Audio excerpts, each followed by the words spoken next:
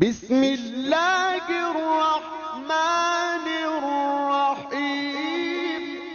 الحمد لله نحمده ونستعينه ونستغفره ونؤمن به ونتوكل عليه ونعوذ بالله من شرور أنفسنا ومن سيئات أعمالنا.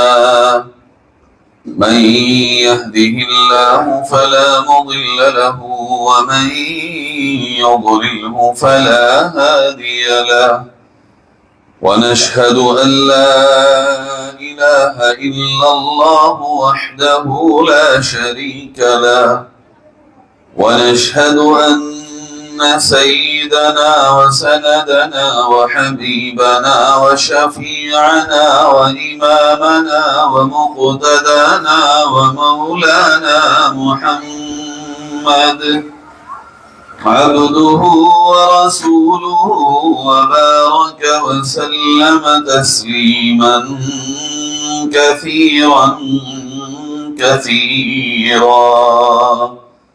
أما بعد فأعوذ بالله من الشيطان الرجيم. بسم الله الرحمن الرحيم. وقالوا ربنا إنا أطعنا سادتنا وكبراءنا فأضلونا السبيلا ربنا آتهم ضعفين من العذاب والعنهم لعنا كبيرا. صدق الله مولانا العظيم. درود الشريف पढ़ लें. اللهم صل على سيدنا وعلى آل سيدنا ومولانا محمد كما صليت على إبراهيم وعلى آل إبراهيم إنك حميد مجيد. اللهم بارك على محمد وعلى آل محمد كما باركت على إبراهيم وعلى آل إبراهيم إنك حميد مجيد.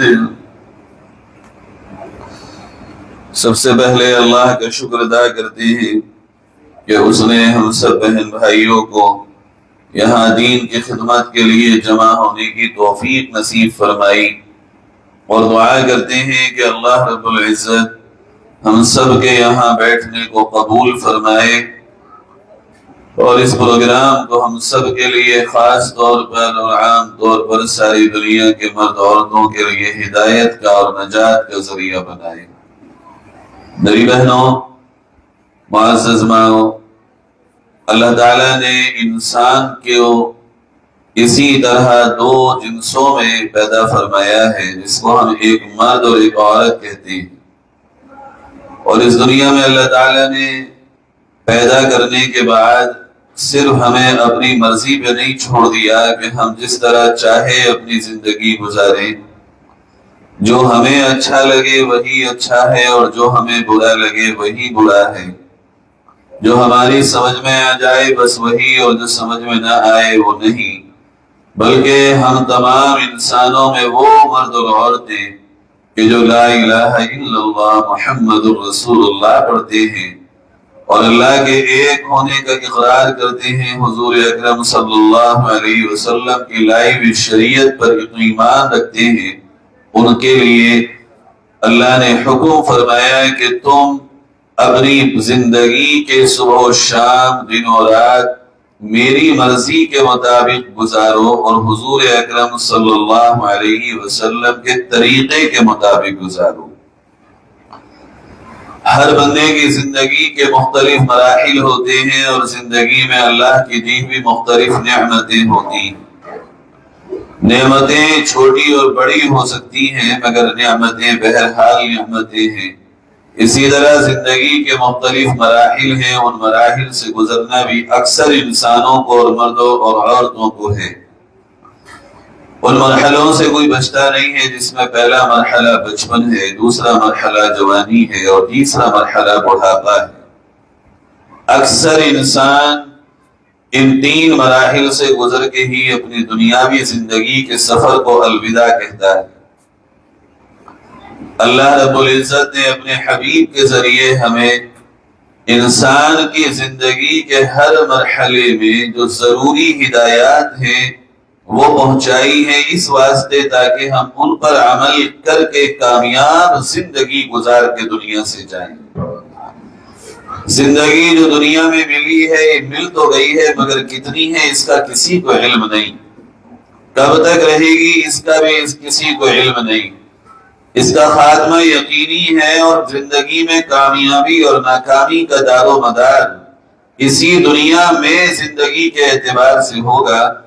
آخرت میں تو صرف حساب ہے، عمل تو یہاں دنیا میں ہے۔ جو کچھ انسان یہاں بوئے گا وہی آخرت میں کاٹے گا۔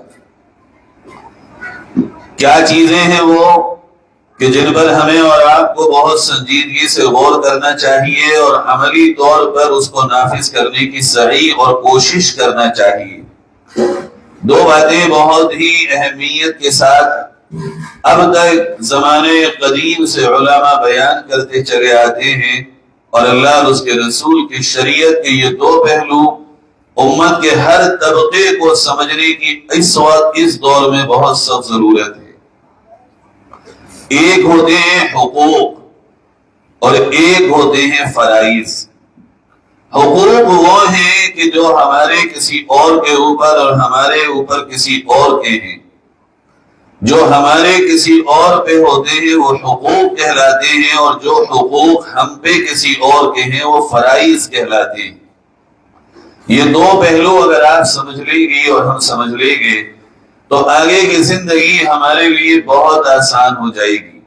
ہمارے حقوق جن کے اوپر بھی ہیں اگر وہ ادا کریں گے تو بہت اچھا، فبیہا، اللہ تعالیٰ ان کو اس حق کے ادا کرنے کی جزا دے گا اور آخرت میں ان کے گلے سے وہ وبال ٹل جائے گا جو حقوق کے ادا نہ کرنے کی صورت میں آئے گا۔ لیکن عجیب بات ہے، شریعت مطہرہ نے حقوق کے مطالبے سے زیادہ فرائض کی ادائیگی کو اہم قرار دیا۔ ہر بندے اور بندی پہ جو فرائض ہیں ان پر توجہ رکھی جائے اور ان کی ادائیگی میں کوئی کوتاہی نہ ہو، اس لیے کہ وہ حقوق جو فرائض کی شکل میں ہیں اگر تمہارے ادا کرنے سے رہ گئے تو کل قیامت میں تم اپنی جان چھڑاتے پھرو گے مگر چھڑا نہ پاؤ گے، اس لیے کہ دنیا میں جو فرائض بندوں کے حقوق کی شکل میں اللہ تعالیٰ نے ہمارے آپ کی گردنوں پہ رکھے ہیں وہ دنیا میں تو ہو سکتا ہے معاف ہو جائیں، بندہ معاف کر دے، مگر آخرت میں تو اس کا ایک ایک حساب دینا پڑے گا۔ یہ جو فرائض والے حقوق ہیں آج کل یہ تقریباً ہمارے دل و دماغ سے بالکل محو ہوتے جاتے ہیں اور گم ہوتے جا رہے ہیں کہ ہمارے اوپر بھی کیا فرائض ہیں اور کیا حقوق ہیں۔ فرائض کو آپ اور آسان لفظوں میں سمجھیں تو ڈیوٹیز ہیں، ذمہ داریاں ہیں۔ اگر کوئی بندہ اپنی ذمہ داری ادا نہ کرے تو اسے کبھی بھی اس کا اجر نہیں ملتا۔ کوئی ملازم اگر اپنی ڈیوٹی کو پورا نہ کرے تو اس کو تنخواہ نہیں ملتی۔ اسی طرح بندہ اللہ کی ذمہ داری اللہ کے عائد کیے ہوئے فرائض کو ادا نہ کرے تو اللہ کا وعدہ جنت کا جو ان لوگوں کے ساتھ ہے جو فرائض کو ادا کرتے ہیں اور ڈیوٹیز کو ادا کرتے ہیں، اللہ کا وعدہ ان سے ہٹ جاتا ہے۔ پھر اللہ پہ یہ لازم نہیں ہے کہ وہ ایمان والے بندوں کو جنت میں داخل کرے۔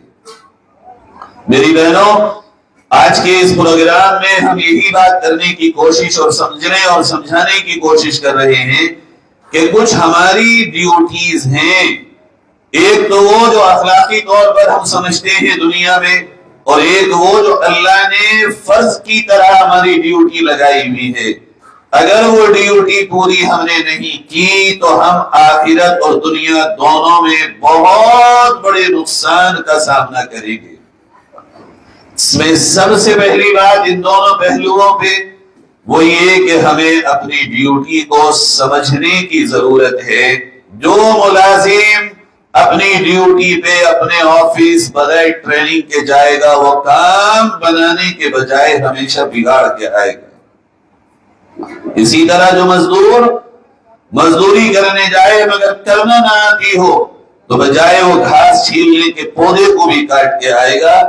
سب سے پہلی چیز ہر مرد اور عورت کے لیے لازم ہے کہ وہ اپنی ڈیوٹی کو، اپنی ذمہ داری کو جانے شریعت کی روشنی میں کہ میرے اوپر اللہ نے بحیثیت بیوی، بحیثیت ماں، بحیثیت بیٹی، بحیثیت بہن، بحیثیت پڑوسن، بحیثیت ایک ساس کی دلہن، بحیثیت ایک ند کی بھاوج، بحیثیت ایک اپنے گھر میں بھاوج کی ننند یا دیورانی کی جٹھانی، یہ جتنے بھی رشتے اور ناتے ہیں جن سے ہمارا اور آپ کا واسطہ پڑتا ہے، ہر ایک کے سانچے میں رکھ کے اپنے آپ کو شریعت سے سوال کرے کہ میری اس رشتے میں کیا ڈیوٹی ہے، میری اس رشتے میں کیا فرائض ہیں، میرے اس رشتے میں مجھ پہ کیا حقوق ہیں۔ اگر ان کا علم ہوگا تو پھر انشاءاللہ ادا کرنا بہت آسان ہوگا، اور اگر علم نہ ہوا اور ہم نے ڈیوٹیز کو نہ سیکھا اور نہ سمجھا، اپنے من پسند طریقے سے نبھانا شروع کر دیا تو کہیں تو بہت زیادہ نبھائیں گے ہم اور کہیں بالکل نہیں نبھائیں گے، اور افراط اور تفریط اور کمی اور زیادتی کا شکار ہو جائیں گے، جس کا نتیجہ یہ نکلے گا نہ دنیا میں ہی ہم اللہ کی رضا کے مطابق زندگی گزار پائیں گے، اور نہ آخرت میں اللہ تعالیٰ ہمیں وہ انعام سے نوازے گا جس کا اس سے ہمارا وعدہ ہے۔ میری بہنوں، میری ماں، میرے عزیز بھائیوں، آج اس بات کو سمجھنے کی بہت سخت ضرورت ہے کہ علم کتنی بڑی دولت ہے۔ کسی بھی چیز کا علم، خاص طور پر اپنی ڈیوٹیز کا علم، اپنے فرائض کا علم، اپنی زندگی کے صبح شام گزارنے کا علم۔ اگر علم ہوگا تو ہمیں اپنی باؤنڈریز پتہ ہوں گی، علم ہوگا ہمیں دائرے معلوم ہوں گے۔ آج ہو کیا رہا ہے آپ غور کریں، علم نہ ہونے کی شکل میں ہمارے پاس علم نہیں کہ ہمارے بچوں کے لیے کیا ڈیوٹی ہے، کیا فرض ہے، کیا حق ہے، ہمارے شوہر کا ہم پہ کیا حق ہے، ہمارے بہن بھائیوں کا ہم پہ کیا حق ہے، ہمارے پڑوسیوں کا ہم پہ کیا حق ہے، ہمارے عزیز رشتہ دار جو خونی رشتہ دار ہیں، ذی رحم محرم رشتہ دار ہیں، ان کے کیا حقوق ہیں۔ حقوق کے علم نہ ہونے کی صورت میں آج ایکسپیکٹیشنز اور امیدیں ہماری یا تو بہت زیادہ بڑھ گئی ہیں کسی سے یا بالکل ختم ہو گئی ہیں۔ اب زیادہ ہوتی ہیں اور سامنے والا اس کو پورا نہ کر سکے تب بھی رشتوں میں دراڑیں آتی ہیں، اور بالکل ختم ہو جائے تو دلوں میں ہمارے حسد یا کم سے کم کینہ پیدا ہو جاتا ہے۔ دونوں صورتوں میں ہمارے لیے وبال جان ہے۔ جب علم ہوگا کہ اس بندے کے حقوق کی آخری حد یہ ہے اور ابتدائی یہ ہے تو اس کے دائرے میں رہ کر انسان بات کرے گا، اور دائرے میں رہ کے بات کرنے پر عمل بھی آسان ہوگا۔ علم سے عمل آتا ہے۔ یقیناً علم تین طرح سے انسان کے پاس آئے گا، یا تو پورا عالم بنے، یا کسی عالم سے سیکھے جزوی طور پر جس کی اس کو تو جتنی ضرورت ہے، یا کسی علم والے کی نگرانی میں کتابوں سے اپنی ضرورت کا علم حاصل کر لے۔ ان چیزوں سے انسان کو علم آتا ہے، اور علم کے میدان میں آج کے دور میں میری ماں اور بہنوں، میں آپ سے بڑے درد کے ساتھ عرض کرتا ہوں، آج مردوں سے زیادہ علم سیکھنے کی ضرورت خواتین کو ہے، اس لیے کہ جب ایک مرد علم سیکھتا ہے تو ایک فرد، ایک بندہ علم سیکھتا ہے، اور جب ایک خاتون اور جب ایک فیمیل علم سیکھے گی تو وہ صرف ایک خاتون نہیں ہوتی بلکہ ایک خاندان علم سیکھتا ہے۔ اور میں قربان جاؤں اپنے آقا حضرت محمد مصطفیٰ صلی اللہ علیہ وسلم پر کہ آپ نے ایسے وقت میں جب عورت کو اس کے حقوق سے یکدم محروم کر دیا گیا تھا، میرے آپ کے آقا نے اس وقت کیا خوبصورت کیا خوبصورت پیغام دیا اور کیا عجیب و غریب اپنی امت کو آگاہی فرمائی. فرمایا طلب العلم فریضۃ علی کل مسلم و مسلمہ. اللہ اکبر. اس وقت اللہ کے نبی نے فرمایا علم کا طلب کرنا ضرورت کے مطابق جتنی تمہاری زندگی میں ضرورت ہے، عملی زندگی میں ضرورت ہے، اتنے علم کا سیکھنا ہر مسلمان مرد اور مسلمان عورت پہ واجب ہے، لازم ہے. اگر اپنے اعمال کا علم نہ سیکھا تو یہ گناہ ہے اور سخت ترین گناہ. آپ سوچئے ذرا، جس دور میں عورت کے پڑھنے کی بات، ارے انہیں جینے کے حقوق نہ دیے جاتے ہوں، جن بچیوں کو زندہ دفن کر دیا جاتا ہو، وہی باپ جو آج اپنے کاندھوں پہ اٹھاتے ہیں، یہی باپ تو تھے اس وقت بھی مرد، لیکن بچیوں کو زندہ دفن کر دیا جاتا تھا. میری بہنوں، وہ دور ہے اور اس دور میں میرے آپ کے آقا واجب کا لفظ قرار دیتے ہیں. یعنی آپ جتنے دائرے میں زندگی گزار رہی ہیں، جو آپ کا سامنا جس لائف میں ہو رہا ہے، ایک ہے علم برائے نالج، ایک ہے علم برائے عمل. علم برائے علم یعنی نالج برائے نالج، یہ کوئی زیادہ مفید چیز نہیں ہے. یہ اس کے بعد ہے کہ جب انسان کو اپنی عملی زندگی کا علم آ جائے. ایک ہے علم برائے عمل. مثلا ایک انسان ایک دکان پہ بیٹھتا ہے، لازم ہے کہ دکان چلانے کا شرعی علم سیکھے. ایک انسان اگر کھیتی کرتا ہے، لازم ہے کہ وہ علم سیکھے. اسی طرح ایک خاتون اگر بیٹی کی شکل میں ہے، لازم ہے کہ وہ اپنی تمام اس زندگی کا علم سیکھے جس کا واسطہ اس کو پریکٹیکلی اپنی لائف میں پڑھ رہا ہے. اسی طرح ایک خاتون اگر ماں ہے خصوصی طور پر، تو اسے لازم ہے کہ وہ اتنا علم سیکھے جس سے وہ ان 4 رشتوں کو بخوبی نبھا سکے. اس کا سب سے زیادہ سامنا ماں ہونے کی شکل میں اولاد سے ہے، پھر اپنے شوہر سے ہے، پھر اپنے ماں باپ سے، اپنے بہن بھائیوں سے ہے، پھر اپنے اس رشتہ داروں سے ہے کہ جو اس کے دونوں طرف کے رشتہ دار ہیں.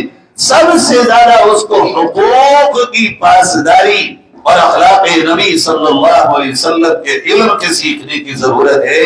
چونکہ ایک ماں اپنے بچے کے لیے پہلی معلمہ، پہلی ٹیچر، پہلی وہ خاتون ہوتی ہے کہ جو اپنے اداؤں سے اپنے بچے میں اپنی صلاحیتیں منتقل کرتی ہے. اپنے بچے میں وہ اپنی اداؤں کو منتقل کرتی ہے. وہ بن بولے بھی اپنے بچوں میں اپنی تمام تر کوالٹیز کو نقل کر دیتی ہے. ماں کے لیے خاص طور پر علم کا سیکھنا انتہائی ضروری ہے. میری پیاری بہنوں، اس طرف سے بڑی غفلتیں ہیں. ہم بہت زیادہ شوقین اور اندر جذبہ ہمارا یہ ہے کہ ہم زیادہ سے زیادہ علم کو سیکھیں. معاف کریے گا اس گستاخی کو میری، میں زیادہ کا قائل کبھی نہیں ہوں، نہ ہمارے بزرگ علماء اور اکابر رہے، بلکہ ہمارے یہاں اکثر اس بات پہ زور دیا جاتا ہے کہ جو تمہارے سامنے زندگی چل رہی ہے اس زندگی کا علم برائے عمل سیکھو. اور جب نیت کسی بھی علم کی یہ ہو کہ ہم عمل کی نیت سے سیکھیں گے تو اللہ تعالیٰ اس کو علم نافع بناتا ہے کہ اس علم سے انسان کو خود بھی فائدہ ہوتا ہے اور سامنے والے جس کی وجہ سے وہ سیکھ رہا ہے اس کو بھی فائدہ ہوگا. اور اگر علم برائے نالج اور برائے علم ہو تو وہ صرف اور صرف انسان کی نالج میں اضافہ کرے گا، نافع نہیں بنے گا.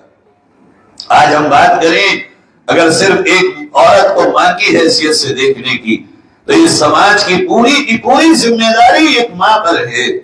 اور ماں بننے کے لیے لازم ہے کہ میری بہنوں، ایک خاتون اپنی زندگی کے 20-25 برس ایک بیٹی کی شکل میں گزارتی ہے. آج جو مائیں ہیں اور جن کے گھروں میں آج بچیاں اور بچے ہیں، کل یہ ماں اور باپ بنیں گے. لازم ہے کہ ان بچوں کو ماں باپ بننے سے پہلے، ماں باپ بننے کے بعد کے فرائض اور حقوق کا علم ہو. کس طرح تمہیں اپنے شوہر کے ساتھ برتاؤ کرنا ہے، کس طرح تمہیں اپنے بچوں کی پرورش کرنا ہے. آج جو ماں باپ ہیں، بات ان سے ہو رہی ہے کہ آج ہم اپنے بچوں کو اگر صحیح تربیت، صحیح تعلیم، صحیح انداز زندگی اور اخلاق کریمانہ اور ان کو اپنی زندگی میں وہ عروج اللہ کے تعلق کا دے دیں کہ کل جب یہ اپنی شکل میں آئے اور کل جب یہ ذمہ دار بنے تو یہ جو تیسری نسل آئے وہ ان کو دیکھ کر بھی اللہ کی بن جائے اور اس زمانے میں سارے زمانے کے لیے اللہ کے نبی کی غلامی کا ماڈل بن جائے۔ اللہ تعالیٰ نے ماں کی حیثیت ذرا جدا رکھی ہے۔ آپ غور کریں، باپ 1 درجہ اور ماں 3 درجے، کیوں؟ کبھی غور کیا ہے میری ماں؟ جب ایک خاتون ماں کی شکل میں آتی ہے، اللہ کے نبی علیہ السلام کے پاس ایک صاحب آتے ہیں اور کہتے ہیں اللہ کے نبی مجھ پہ سب سے زیادہ حق کس کا ہے، میں کس کی خدمت کروں، سب سے زیادہ کس کا حق ہے میرے اوپر؟ آپ نے فرمایا امو، تیری ماں کا۔ آپ نے فرمایا، صحابی نے کہا ثم من، اللہ کے نبی پھر کس کا؟ آپ نے دوسری مرتبہ فرمایا امو، تیری ماں کا۔ صحابی نے تیسری بار عرض کیا یا رسول اللہ صلی اللہ علیہ وسلم ثم من، آپ نے فرمایا امو، پھر فرمایا تیری ماں کا۔ چوتھی بار پھر انہوں نے سوال کیا قال یا رسول اللہ ثم من، آپ نے فرمایا اب تیرے والد کا تجھ پہ حق ہے۔ ماں کو 3 درجے زیادہ کیوں بتایا گیا؟ غور کرنے کی بات ہے۔ جس کے اسٹار زیادہ، جس کے عہدے زیادہ، جس کا درجہ زیادہ، اس کی ذمہ داری بھی زیادہ ہے۔ چونکہ ماں ہی کا رول ہے اولاد کی تربیت میں زیادہ، باپ کا رول اولاد کی تربیت میں 1% 4 میں سے، اور ماں کا رول اولاد کی تربیت میں 3% ہے۔ تو ذرا غور کیجئے کہ آج ہماری آپ کی محنت اپنی اولاد پہ یہ 3 حصے باپ کے درجے میں ہو رہی ہے۔ کیا ہم اپنی اولاد کے لیے آج سنجیدہ ہیں؟ کیا آج ہم اپنی اولاد کی صحیح اور دینی تربیت کے لیے واقعی سیریس ہیں؟ اگر سیریس ہیں تو بہت مبارک، اور اگر سیریس نہیں ہے اور سنجیدہ نہیں ہے تو یاد رکھیے آنے والے کل میں جو ہماری اولاد جوان ہو کے آئے گی، ہمارے پاس تنہائیوں کے آنسوؤں کے سوا کچھ بھی نہ ہوگا۔ یہی مائیں ہوتی تھی۔ میں چند ایک واقعات آپ کو سناتا ہوں کہ کس طرح مائیں تربیت کرتی تھی اپنی اولادوں کی۔ اس میں پہلا واقعہ جو آپ کو بارہا سنایا گیا حضرت حاجرہ کا ہے، جس نے اسماعیل علیہ السلام کی وہ تربیت کی۔ بس بہت مختصراً سنتی جائیے اور یہ غور کرتی جائیے میری ماں کہ آج جو ہم اپنے بچوں کی تربیت کر رہے ہیں، کیا ہمارے بچے ایسے تیار ہو رہے ہیں کہ جب حضرت اسماعیل کو ذبح کرنے کے لیے لے جایا جا رہا ہے اور ان سے کہا جا رہا ہے تو وہ اپنی جان دینے اللہ کے سامنے یوں کہہ رہے ہیں اپنے باپ سے، ابا جان کریے وہ جو اللہ کا حکم ہے۔ کیا آج ہم نے اپنے بچوں کے دلوں میں اللہ کی ایسی محبت بٹھائی ہے کہ ہمارے بچے بھی کہہ رہے ہوں ابا فجر میں آج سوتا کیوں چھوڑ گئے مجھے، امی آپ نے کیوں نہیں اٹھایا، آپ قرآن پڑھ رہی ہیں اور مجھے نہیں بٹھایا، آپ دعائیں مانگ رہی ہیں اور مجھے نہیں بتائیں، امی سر ڈھک لیجئے، امی یہ دعا پڑھ لیجئے۔ کم سے کم درجہ اس ملک میں رہنے والی خواتین کا یہ تو ہو کہ آج بھی تو ہمارے بچے اس طرح ڈھل جائیں جو اللہ کے حکم پر عمل کرنے کو بیدار ہو۔ دوسرا واقعہ سناتا ہوں کس طرح مائیں اپنے بچوں کی تربیت کرتی تھی۔ ایک ماں میرے آقا حضرت محمد صلی اللہ علیہ وسلم کی پاک بیوی اور ہم سب کی روحانی ماں حضرت خدیجہ الکبریٰ رضی اللہ تعالی عنہا ہیں، جنہوں نے اپنی فاطمہ کی کیا تربیت کی۔ تربیت تو اللہ کے نبی تو تبلیغ میں ہے، لیکن صحیح بات یہ ہے حضرت فاطمہ الزہرا اور دیگر تینوں بہنیں حضرت رقیہ اور ام کلثوم اور حضرت زینب کی کیا تربیت ہے۔ ہجرت ہوئی، حضرت زینب کا نکاح مکے کے ایک صاحب سے ہوا ہے اور حضرت زینب بھی ہجرت کے لیے جا رہی ہیں۔ مکے والوں نے شوہر کو روک لیا، نہیں جا سکتے ہو تو شوہر کو چھوڑ کے اپنے اللہ کے دین کے لیے جا رہی ہیں اور نکل رہی ہیں۔ میرے عزیز میری بہنوں، اس طرح حضرت خدیجہ نے تربیت کی، اس طرح تربیت کی کہ آج پوری دنیا میں اگر کسی بیٹی کی مثال دی جاتی ہے تو بی بی فاطمہ کی مثال دی جاتی ہے۔ یہ معمولی تربیت تھی۔ پھر حضرت فاطمہ جب ماں بنی، انہوں نے اپنے جگر کے ٹکڑے حسن اور حسین کو کیا تربیت دی۔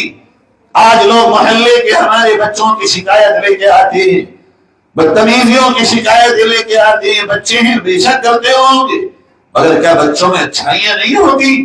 یہی دونوں بھائی راستے میں جا رہے ہیں اور ایک بڑے بزرگ غلط سلط وضو کر رہے ہیں۔ دونوں بھائی اترے اور مشورہ کیا کیا کریں، کیا ایسا کام کریں جن سے ان کا دل بھی نہ دکھے اور انہیں دعوت بھی ہو جائے اور تبلیغ بھی ہو جائے۔ وہ گئے اور جا کے کہنے لگے چچا ہم چھوٹے ہیں، آپ یہ وضو کر رہے ہیں، ہم بھی وضو کریں گے، آپ ذرا ہمارا وضو دیکھ لینا تاکہ آپ ہمیں غلطی بتا دیں کہ ہمارے وضو میں غلطی کیا ہے۔ یہ تربیت کہاں سے آ گئی؟ کس نے دی یہ تربیت؟ کس نے سکھایا ان کو؟ کس نے بتائی یہ آداب زندگی؟ کس نے دیے یہ مینرز کہ کسی بڑے سے بات کرو تو کیسے، غلط بھی کر رہا ہو تو کیسے بتاؤ؟ کہاں سے آ گئی ان کے اندر یہ اخلاقی زندگی؟ میری بہنوں دینے والی ایک ہی تو ہے جس کا نام حضرت فاطمہ الزہرا رضی اللہ تعالی عنہا ہے۔ جب وضو کر کے مکمل کیا تو چچا میاں کہنے لگے بچوں یہ تو بتا دو کس گھر کے ہو؟ دراصل وضو میرا نہیں، تمہارا نہیں، میرا غلط تھا۔ کہنے لگے چچا ہمارا دل دکھتا اگر ہم آپ سے کہتے کہ آپ غلط ہیں، ہم نے یہی طریقہ سوچا کہ آپ کو تکلیف بھی نہ ہو اور دعوت بھی ہو جائے۔ ہم دونوں آقا کے نواسے اور فاطمہ اور علی کے بیٹے ہیں۔ چچا تڑپ گئے اور کہنے لگے واہ کیا تربیت ہے تمہارے ماں باپ کی، ایسے بچے دیکھنے کو کہاں ملتے ہیں۔ میری بہنوں خالی کہانیاں سننے کو رہ گئی، خالی یہی سننے کو رہ گیا کہ فاطمہ فاطمہ فاطمہ۔ فاطمہ کی امی نے فاطمہ کی کس طرح تربیت کی یہ کون پڑھے گا، کون کرے گا ان کو عملی زندگی میں لاگو؟ اور خود فاطمہ رضی اللہ عنہا نے اپنے بچوں کی کس طرح تربیت کی کہ ایک سارے زمانے کو متحد کر دیتا ہے اور لڑانے سے بچا لیتا ہے۔ حضرت امیر معاویہ سے صلح کر کے لاکھوں جانوں کی حفاظت کرتا ہے، اور دوسرا کربلا کے میدان میں اپنے دین کے لیے اور نانا کی عظمت اور شوکت اسلام کے لیے سب کچھ نچھاور کر دیتا ہے۔ یہی چیز جب چلتے چلتے آگے بڑھی تو اسی ملک میں خواجہ فرید الدین گنج شکر رحمت اللہ علیہ کا واقعہ علماء نے لکھا ہے کہ اللہ نے ان کی آنکھوں میں وہ حیا اور وہ ایمانی جلال اور وہ ایمانی شان شوکت عطا کیا تھا کہ جس کی آنکھوں میں آنکھیں ڈال کے آنکھوں میں آنکھیں ڈال لیتے اور دیکھتے وہ آنکھیں ہٹا نہیں پاتا تھا، اس سے پہلے اس کی زبان پہ اشہد ان لا الہ الا اللہ واشہد ان محمد رسول اللہ جاری ہو جاتا تھا۔ ایک صاحب نے انگریز کی عدالت میں مقدمہ ڈالا کہ یہ فرید الدین گنج شکری جادوگر ہے اور یہ جس کو دیکھتا ہے وہ مسلمان ہو جاتا ہے۔ انگریز عدالت نے خواجہ کو طلب کیا اور کہا فرید الدین تمہارے خلاف اپلیکیشن آئی ہے کہ تم جادوگر ہو، اپنی صفائی میں کچھ کہنا چاہتے ہو؟ بابا فرید الدین گنج شکر رحمت اللہ علیہ وقت کے عالم اور بزرگ تھے، روحانی، ان کا سر جھکا ہوا تھا۔ جیسے ہی سر اٹھایا اور انگریز جج کی آنکھوں میں آنکھیں ڈال کے دیکھا تو بجائے اس کے کہ وہ کچھ کہہ پاتے وہ جج بھی بول پڑا اشہد ان لا الہ الا اللہ وان محمد رسول اللہ۔ حضرت اپنے گھر گئے اور والدہ سے کہنے لگے امی بڑی عجیب بات میرے ساتھ باہر ہو رہی ہے۔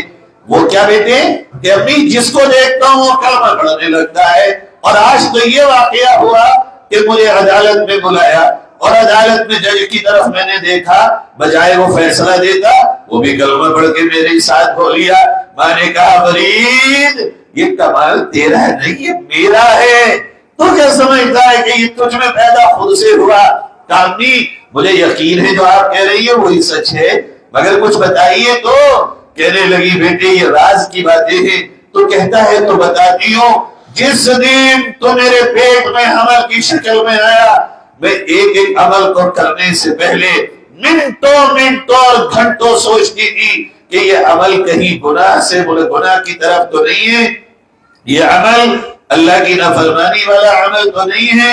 جب میرا دل 100% مطمئن ہو جاتا کہ یہ اللہ کی نافرمانی نہیں ہے، یہ گناہ نہیں ہے، تب میں اس کام کو کرتی تھی۔ اور بیٹے جب سے تو میرے پیٹ میں آیا، ایک رات اور دن کا کوئی لمحہ میرا ایسا نہ گزرا جب میں بے وضو کے رہ گئی ہوں۔ اور میرے لال جب اس سے تو میرے پیٹ میں آیا تو میں نے روزانہ تہجد کے لمبے لمبے سجدے شروع کر دیے، اور ہر سجدے میں اللہ سے یہ مانگتی تھی، اللہ فرید الدین کی آنکھوں میں وہ ایمانی طاقت دے دے کہ اسے زبان سے تبلیغ کی ضرورت نہ پڑے، لوگ اس کی آنکھوں کو دیکھ کے کلمہ پڑھنے والے بن جائیں۔ اور میرے لال جب تو پیدا ہوا تو میں نے تجھے دودھ پلایا، تجھے کبھی کبھی ایسا بھی ہوا ہے کہ ایک بار تیرے پیٹ بھرنے کے لیے 11 بار بھی مجھے وضو کرنا پڑا، تو میں نے وضو کیا ہے، مگر تجھے ایک مرتبہ بھی پورے عرصے میں بغیر وضو کے دودھ نہ پلایا۔ اور میرے لال جب تو بڑا ہوا تو پڑھنے جاتا تھا، مگر میرے مصلی کو دیکھ، آج بھی میرے مصلی کے سجدے کی جگہ آنسوؤں سے گیلی ہوگی۔ کوئی دن میرا نہ گزرا جب تک تو آ نہ جاتا تھا، گھنٹے 2 گھنٹے میں تیرے پیچھے چھپ کے اللہ سے دعا مانگتی تھی۔ اور بیٹے آج جب تو نکلتا ہے گھر سے تو سمجھتا ہے میں گھر کے کاموں میں لگ جاتی ہوں، تیرا قدم باہر نکلتا ہے دروازے سے، اور میرا قدم سارے کاموں کو چھوڑ کے مصلی پہ آتا ہے۔ سب سے پہلے 2 رکعت پڑھ کے آج بھی یہی دعا کرتی ہوں، اے اللہ اسے میرے لیے قیامت میں میری نیکی کا ذریعہ بنانا، میرے وبال کا ذریعہ نہ بنانا، میرے بچے کی گناہوں سے حفاظت کرنا، اور اس بچے کی آنکھوں میں ایمانی چمک پیدا کر دینا۔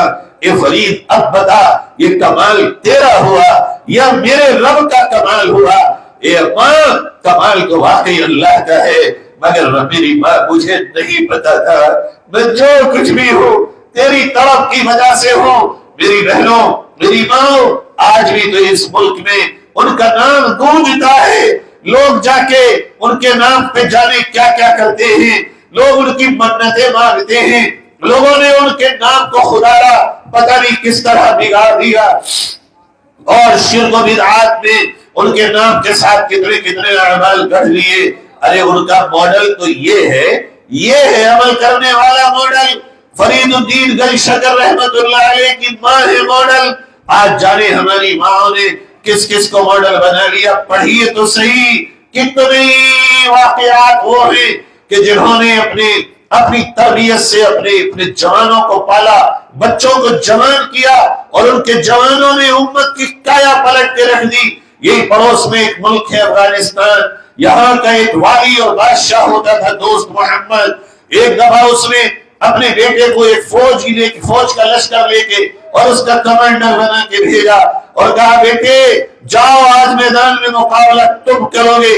دوست محمد کا بیٹا گیا، 15-20 دن کے بعد جاسوسوں نے اور ان کے انٹیلیجنس نے خبر دی کہ بادشاہ سلامت بچہ آپ کا پیٹ دکھا کے میدان سے بھاگ گیا۔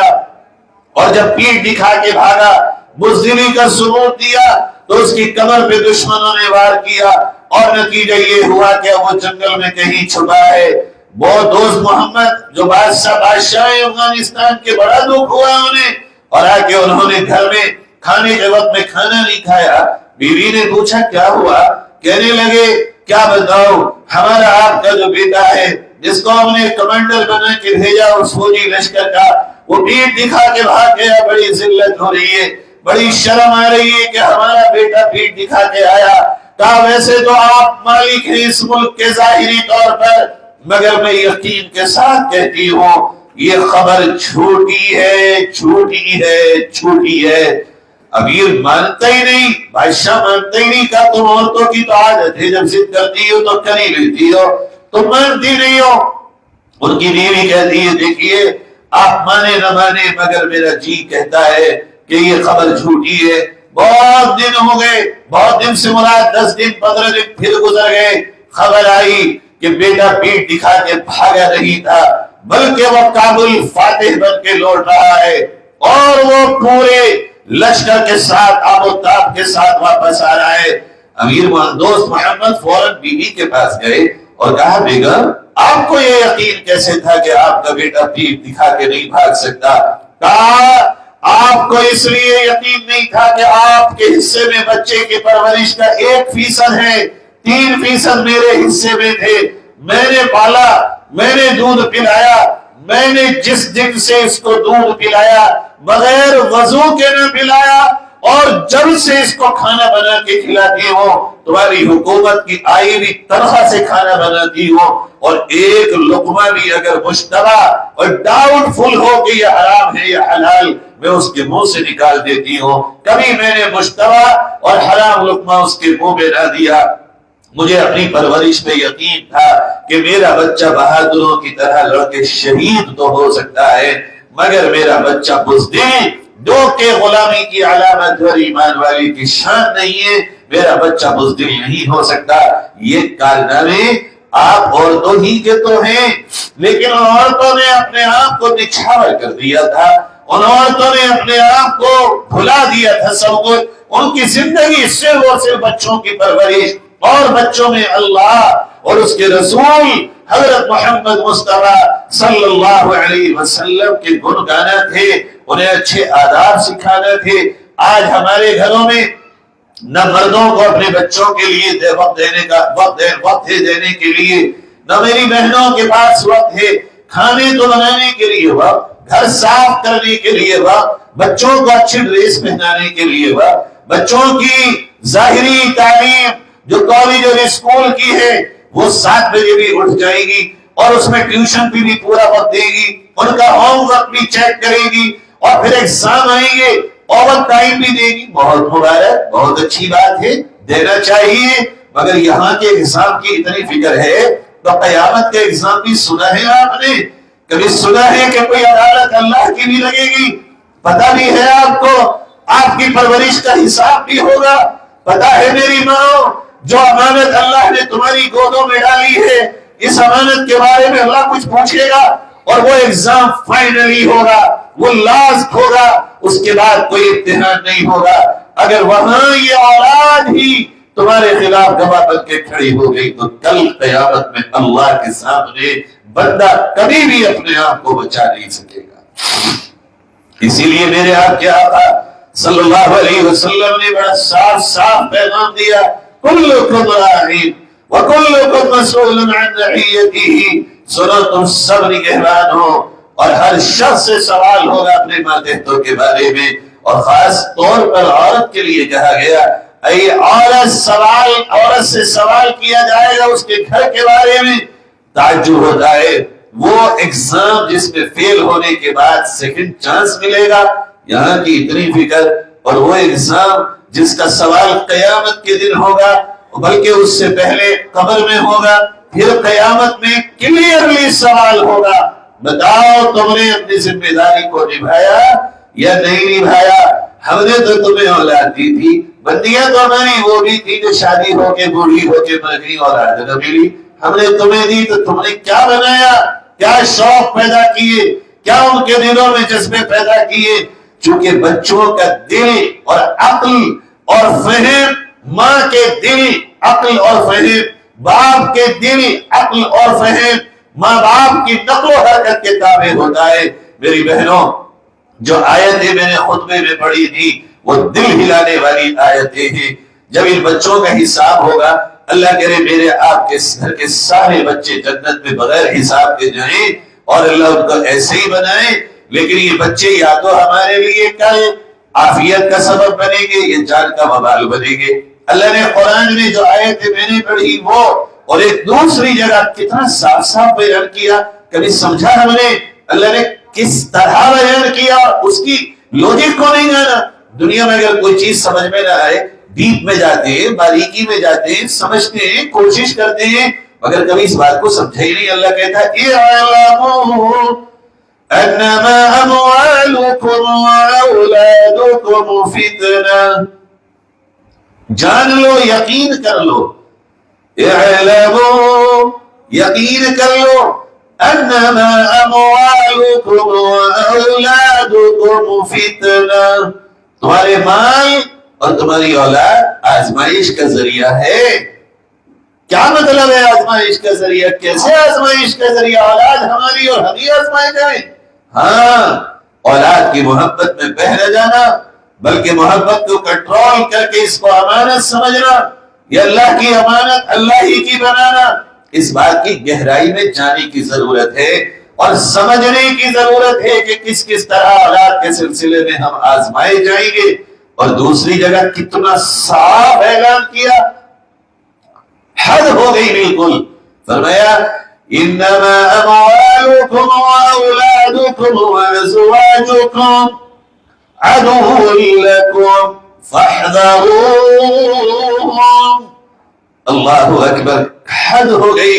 اللہ نے عجیب ہمیں آگاہی دی اور عجیب اللہ نے ہمیں آگاہ فرمایا، کہا بے شک یقین کرو تمہارا مال، تمہاری اولاد اور شوہروں کے لیے بیویاں، بیویوں کے لیے شوہر تمہارے دشمن ہیں۔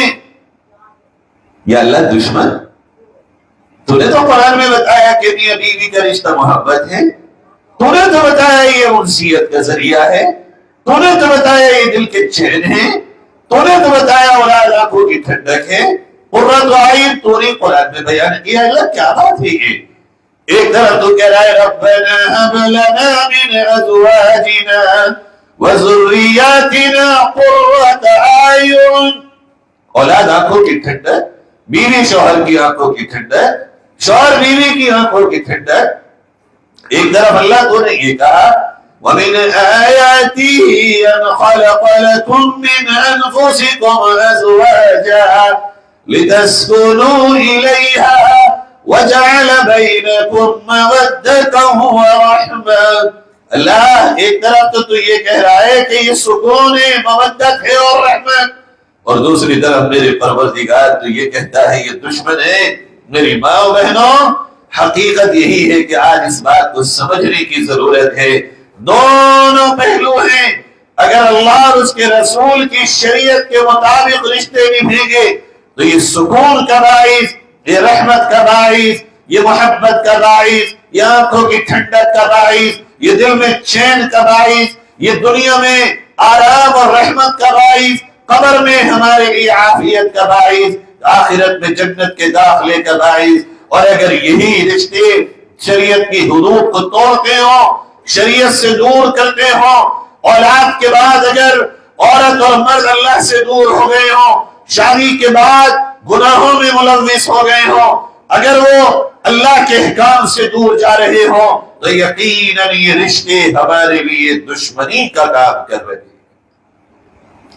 پھر جب یہ قیامت میں پہنچے گی اور اللہ حساب لے گا، بچوں سے پوچھا جائے گا کیوں نہ کیے عمل، جاؤ اب جہنم میں۔ تو سورہ احزاب کی جو آیتیں میں نے پڑھی، اب تک تو خالی مفہوم بتاتا تھا، آج آیت سنیے اور یاد کریے گا ان آیتوں کو، سورۃ الاحزاب کی۔ بچے آواز دیں گے اللہ سے، قالوا ربنا انا اطعنا سادتنا وكبراءنا،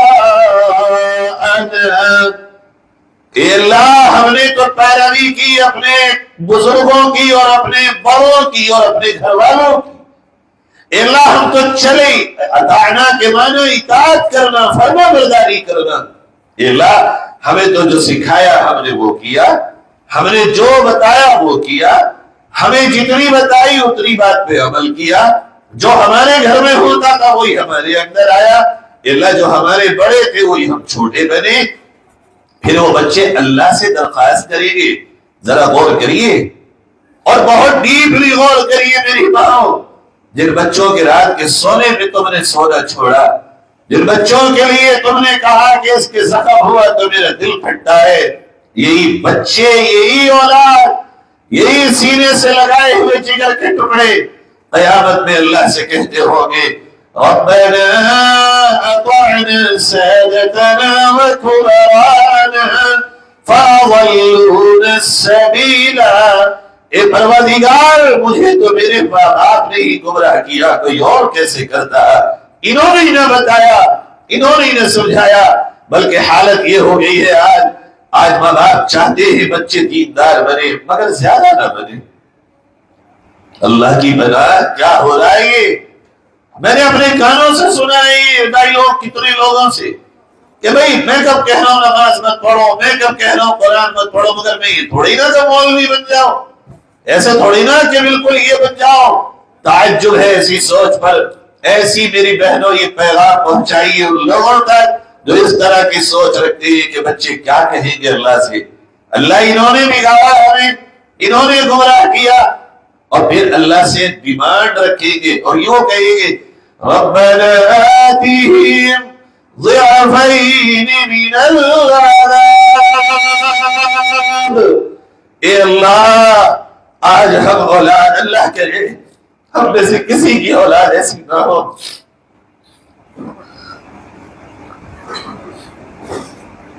اللہ کرے ہم میں کسی کو بھی اور ہماری قیامت تک آنے والی نسلوں کو یہ بولا دیکھنا پڑے۔ بڑی شرمندگی اور بڑی رسوائی ہوگی اس وقت۔ بچے کہیں گے اللہ سے ربنا آتِهِمْ ضِعْفَيْنِ مِنَ الْعَذَابِ، اے اللہ اوروں کو تو ایک ایک عذاب دے رہا ہے، مگر ہمارے ان گھر کے بڑوں کو اور ذمہ داروں کو اور ہمارے بابا کو ڈبل عذاب دے کے انہوں نے ہمیں بتایا نہیں، سکھایا نہیں۔ بہت سخت مرحلہ ہوگا میری بہنوں، بہت سخت مرحلہ ہوگا۔ آج کی غفلت، ارے کیا کیوں تھک رہے ہو کہ اولاد کے لیے کما رہے ہیں؟ کس اولاد کے لیے؟ سوچو تو صحیح۔ اس اولاد کے لیے وقت نہیں ہے بہنوں کے پاس، موبائلوں میں وقت گزر گیا۔ کیا دیکھ رہی ہو؟ قرآن سن رہے۔ ارے قرآن سننے کا یہ وقت ہے جب اولاد کا وقت ہے۔ اولاد کے ساتھ بیٹھو تو صحیح، اس کے جذبات کو تو سمجھو۔ خالی ڈانٹ ڈانٹ کے اور مار مار کے پالنے سے بچے نہیں بنتے، ان کے سوالات سے گھبراؤ نہیں، ان کے دلوں میں اڈیلو، بالکل ایسے ہی جیسے گیس پہ رکھی ہوئی چولہے پہ ڈر لگتا ہے کہ دودھ نہ نکل جائے رکھتا ہے اور کام بھی لیتا ہے۔ یہ اپنے بچوں کی سرپرستی پر بہترین آیت ہے۔ کیوں کر رہے ہیں آپ؟ اللہ کو سرپرست بنا رہے ہیں، اللہ ہے ہمارے بچوں کا والی، اللہ ہے ہمارے بچوں کا رکھوالا۔ یہ ہے ایک واقعہ کہ اتنا بڑا بادشاہ ہو کر اپنے گھر میں اپنے بچوں کی پرورش کرتا ہے اور اس طرح کرتا ہے کہ بچوں کے کپڑوں پہ گرچہ پیون ہیں مگر اس کی زندگیاں تقوی سے پر ہیں۔ دنیا کی زیب و زینت کچھ بھی ہو، کسی بھی حال میں ہو، مگر اپنے بچوں کو سرپرست بنا کے جاؤ گے تو اللہ نگہبان ہے، اور اگر اپنے بچوں کو نیک نہ بنا کر کے گئے تو کل ہماری کمائی بھی دولت بھی یہ ویران کر دیں گے، اور پھر ان کے گناہ میں ہم کہیں نہ کہیں معاون ہوں گے، کہیں نہ کہیں ہم بھی ان کے مددگار ہوں گے، جس کی وجہ سے پکڑ ہوگی۔ اچھا یہ تو دنیا کا معاملہ ہوا، آخرت میں کیا ہوگا؟ آخرت میں اللہ تعالیٰ نے ہمیں خوشخبری سنا دی کہ کل قیامت میں جب تم آؤ گے اور جب وہاں تمہارے حساب کتاب ہوگے، اور اگر تم نیک ہوگے اور نیکی میں اونچ نیچ ہوگی، اونچ نیچ، کسی کی 100، کسی کی 150، کسی کی 75، مگر سب نیک ہوگے، یعنی ماں باپ کی 150 بیٹے کی 100، یا ماں باپ کی 125 بیٹے کی بیٹی کی 75، تو اللہ نے بڑی خوشخبری سنائی اور یوں فرمایا اللہ رب العزت نے قرآن میں، صرف ترجمہ کرتا ہوں کہ ہم تم سب کو جنت میں ایک ساتھ جمع کر دیں، بیٹے بیٹیاں، پوتے پوتیاں، نواسے، ماں باپ، سب کو ہم تمہیں جمع کر دیں گے، گرچہ تمہاری نیکیوں میں کچھ کمی ہوگی پھر بھی ہم تمہارے ساتھ رعایت کریں گے، اور کم سے کم تمہارے اپنے رشتہ داروں کا، خاص طور پر والدین اور اولاد کو جمع کر دیں گے۔ چھوٹی موٹی خوشخبری ہے میری بہنوں، اگر مل بھی گئی نا اکیلی جنت، تو بن اولاد کے کیا مزہ ہوگا جنت کا، کیا مزہ ہوگا بن شوہر کے بیوی کے جنت کا، کیا مزہ ہوگا شوہر کو بن بیوی کے جنت کا۔ مزہ تو اس جنت میں ہے، گرچہ ہوگا مگر کیا ہوگا، دل لگے گا کیا؟ آدم کا نہ لگا بن بیوی کے، یہاں کے مرد کا کیا لگے گا؟ مزہ تو تب ہے جنت کا جب اپنے سب ہو جنت میں۔ آج کے اس جلسے کا یہی پیغام ہے، ایسی فکر پیدا کریں کہ ہم اور اولاد، ہم اور سب اپنے جنت میں جانے والے بنے۔ ایسا نہ ہو کہ ہم تو مزے لیں اور دل تڑپ رہا ہو کہ بھائی یا کوئی رشتہ دار یا کوئی بیٹا بیٹی جہنم میں چل رہا ہو۔ مزہ لینے والی جنت کے طلبگار بنیں گے انشاءاللہ۔ اللہ سے دعا کرتے ہیں کہ اللہ تعالی ہم سب کو اس راہ پر چلائے اور اس طرح ہمیں اولاد کی پرورش کرنے کی توفیق بخشے کہ ہم سب جنت میں داخل ہونے والے اور ایک ساتھ رہنے والے بن جائیں۔ وآخر دعوانا ان الحمد للہ رب العالمین۔